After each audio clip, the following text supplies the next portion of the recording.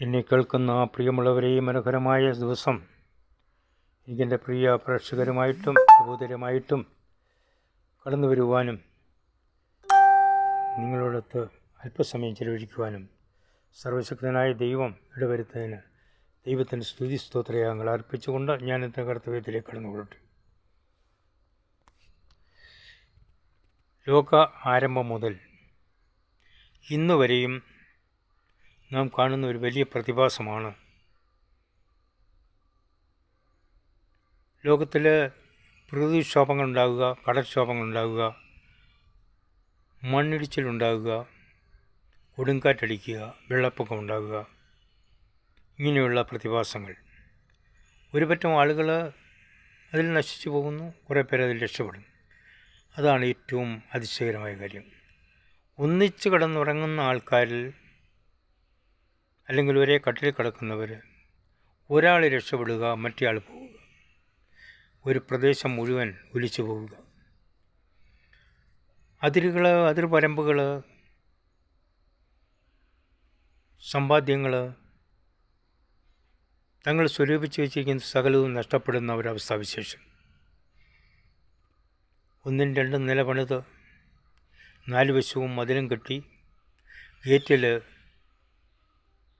God's gift അല്ലെങ്കിൽ ദൈവത്തിൻ്റെ ദാനം എന്നെഴുതുകയും ഒരൊറ്റ മനുഷ്യനെ പോലും അകത്തോട്ട് കയറ്റിവിടാത്ത അവസ്ഥാവിശേഷം നമ്മുടെ ഈ നാട്ടിൽ ചുറ്റുപാടുകളിൽ നാം കാണുന്ന വിശേഷമാണ്. വണ്ടിയിൽ, വാഹനങ്ങളിൽ ഗോഡ്സ് ഗിഫ്റ്റ് എന്ന് എഴുതി വച്ചിട്ടുണ്ട്. പക്ഷേ ആ വാഹനത്തിൽ എന്താണ് നടക്കുന്നത്?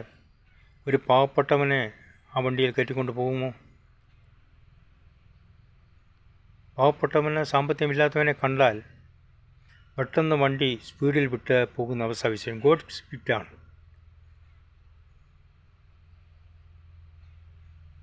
വീട്ടിൽ എഴുതി വെക്കും ഗോഡ്സ് ഗിഫ്റ്റ് അല്ലെങ്കിൽ ദൈവത്തിൻ്റെ ദാനം എന്നെല്ലാവരും എഴുതി വെക്കും. പക്ഷേ ആ വീട്ടിൽ എന്താണ് സംഭവിക്കുന്നത്, നടക്കുന്നത് എന്നുള്ളത് പുറം ലോകം പലപ്പോഴും അറിവില്ലാത്തതായിരിക്കും. ചില കാലങ്ങളിലെല്ലാം മറന്നിക്ക് അത് പുറത്തു വരും. ചില ഭവനങ്ങളിൽ അന്ധകാരവും കൂരിട്ടും വ്യാപിച്ച് കലശലായി വഴക്ക്, വയ്യാവേലി,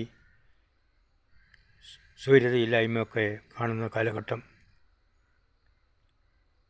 പക്ഷേ അതിൽ നിന്ന് അതിജീവിക്കുവാൻ ഒരേ ഒരു മാർഗമേ മനുഷ്യനെ കണ്ടെത്താൻ കഴിയുകയുള്ളൂ.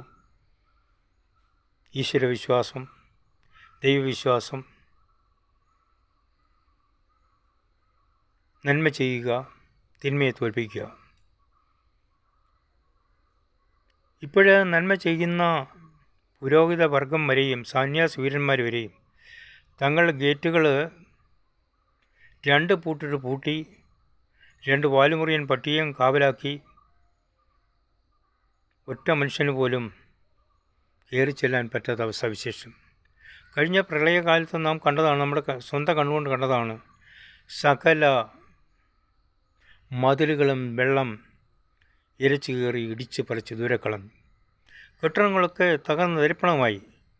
വാലുമുറിയൻ പട്ടികൾ ചത്ത് വെള്ളത്തിൽ പൊങ്ങി. സ്വരക്ഷയ്ക്ക് വേണ്ടി മനുഷ്യൻ ദൈവത്തെ വിളിക്കുന്ന ഒരവസ്ഥാവിശേഷം നാം കണ്ടു. ഏത് ദൈവമായിക്കോട്ടെ, അവരവരുടെ ദൈവത്തെ വിളിക്കുന്നതായിട്ട് നാം കണ്ടു. രക്ഷിക്കണേ, രക്ഷിക്കണേ എന്ന് പറയും. അവിടെ ക്യാമ്പുകളിൽ ചെല്ലുമ്പോൾ അവിടെ ജാതി വ്യത്യാസമില്ല, മതവ്യത്യാസമില്ല, പണക്കാരനെന്നോ പാവങ്ങളെന്നോ ഇല്ല. ഒരു സുപ്രഭാതത്തിൽ പണക്കാരനായിരുന്നവൻ പിറ്റേ ദിവസം രാവിലെ മണ്ണൊലിച്ച് മുഴുവൻ പോയി, അവൻ്റെ കെട്ടിടവും നശിച്ച് സകലവും പോയി, അവൻ ദരിദ്രവാസിയായിത്തീരുന്ന അവസ്ഥാവിശേഷം. കേരളക്കരയിലെ ഒരു ഭൂകമ്പം വന്നാൽ വയനാട്ടിൽ കുറച്ച് പേരെ നമുക്ക് രക്ഷപ്പെടുത്താൻ സാധിച്ചുവെങ്കിൽ കേരളത്തിൽ ഭൂകമ്പം ഉണ്ടാകാതിരിക്കട്ടെ, ഈശ്വരൻ കടാക്ഷിക്കട്ടെ, ഉണ്ടായാൽ നമ്മൾ കെട്ടിപ്പൊടുക്കിയിരിക്കുന്ന മുഴുവൻ കോൺക്രീറ്റ് കെട്ടിടങ്ങളും തകർന്ന് തരിപ്പണമായി താഴെ വീണ് അതിനകത്ത് ജനലക്ഷങ്ങൾ രക്ഷപ്പെടാൻ പറ്റാതെ ആയിക്കൂടും എന്നുള്ളത് നാം മനസ്സിലാക്കണം. അപ്പോഴും നാം ചിന്തിക്കത്തില്ല, ഇത് നശ്വരമാണ്, ഈ ലോകം നശ്വരമാണ്, ഇവിടെ നിത്യമായി നിലനിൽക്കുന്ന ഒന്നില്ല എന്നുള്ളത് നാം മനസ്സിലാക്കത്തില്ല. വെറിക്കൂത്തുകളിലും മദ്യപാനത്തിലും പിടിച്ചുപറിയിലും സ്വന്തമായി അതിരുകൾ വിസ്താരമാക്കുന്നതിനും മതിൽ കെട്ടി സൂക്ഷിക്കുന്നതിനും തൻ്റെ ഭവനങ്ങൾ 5 ലക്ഷം രൂപയുടെ ഭവനമാണെങ്കിൽ അത് ഇടിച്ചു നിരത്തി 50 ലക്ഷത്തിൻ്റേതാക്കി മാറ്റുന്ന അവസ്ഥാവിശേഷം. എവിടെയും അരാജകത്വം വളർന്നു വന്നിരിക്കുന്നു. വലിയവനും ചെറിയവനും തമ്മിലുള്ള അന്തരം ഉയർന്നുകൊണ്ടേയിരിക്കുന്നു.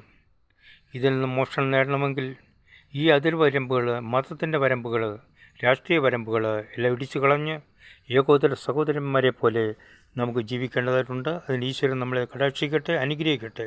ഒരു നല്ല ഭാവി മുന്നിൽ കണ്ട് നമുക്ക് പ്രവർത്തിക്കാം, ദുഷ്ടതയെ എതിർക്കാം, നന്മയെ തിന്മയെ ജയിക്കാം. എൻ്റെ പേര് ബേബി മല്ലശ്ശേരി, ഞാനൊരു സാമൂഹ്യ പ്രവർത്തകൻ. Thank you very much.